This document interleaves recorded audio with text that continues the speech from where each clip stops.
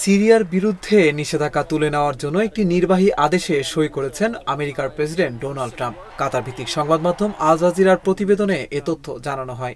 স্থানীয় সময় সোমবার জারি করা আদেশে বলা হয়, সিরিয়ার পুনর্গঠন, সরকার পরিচালনা এবং সামাজিক সংহতি ফিরিয়ে আনতে সহায়ক কিছু প্রতিষ্ঠানকে নিষেধাজ্ঞার আওতার বাইরে রাখা হয়েছে। যুক্তরাষ্ট্রের অর্থ বিভাগ বিষয়টি নিশ্চিত করেছে। এই সিদ্ধান্ত সিরিয়ার আন্তর্জাতিক বিনিয়োগের পথ খুলে দিতে পারে বলে মনে করছেন বিশ্লেষকেরা। উল্লেখযোগ্য যে প্রেসিডেন্ট বাশার আল আসাদ সরকারের পতনের ৬ মাস পর এই আদেশ জারি হলো। তবে ট্রাম্প প্রশাসন জানিয়েছে, আসাদ, আইএস, ইরান ও তাদের মিত্রদের উপর নিষেধাজ্ঞা বহাল থাকবে। যুক্তরাষ্ট্রের অর্থ বিভাগ জানায়, ইতোমধ্যে সিরিয়ার ৫১৮ ব্যক্তি ও প্রতিষ্ঠানের ওপর থেকে নিষেধাজ্ঞা তুলে নেওয়া হয়েছে, যদিও কিছু নিষেধাজ্ঞা ধাপে ধাপে শিথিল করা হবে। আহমেদ আল শারা ২০২৪ সালের ডিসেম্বরে বিদ্রোহীদের নেতৃত্ব দিয়ে আসাদ সরকারকে ক্ষমতা থেকে সরান।